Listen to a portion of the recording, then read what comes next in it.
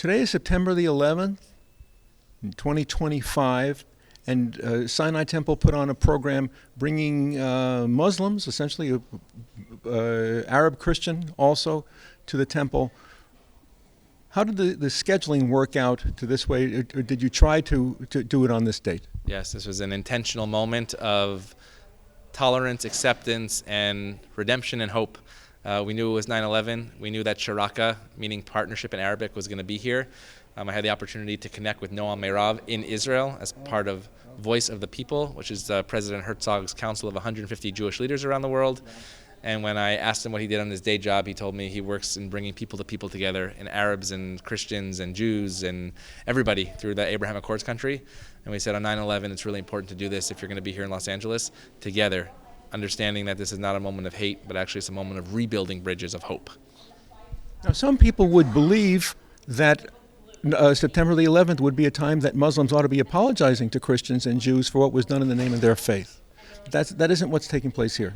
No, so these young people were 3, 4 years old at the time of 9/11. I was a sophomore at Columbia University.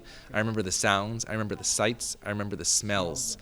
And when we speak about I will never forget those sights, sounds, and smells. But my children, they will never forget these sights tonight, these sounds tonight, and that's what's going to build a future that's going to be better tomorrow.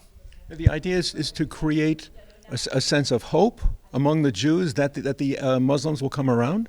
So I think it's a sense of reality that people like this exist, as we heard from our guests, that they're not out of the ordinary, but there's a lot of people like that, and how we begin to build bridges on the ground, people to people, in order to get there.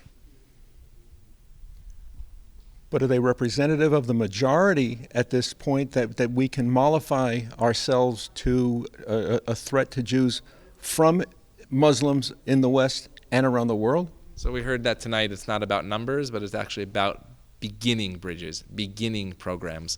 And so when we heard these brave young souls risking their lives, their reputations, their names, I think it allows us to step outside of the box and also out of the feeling of fear, and realizing that we too can take those steps to move this together.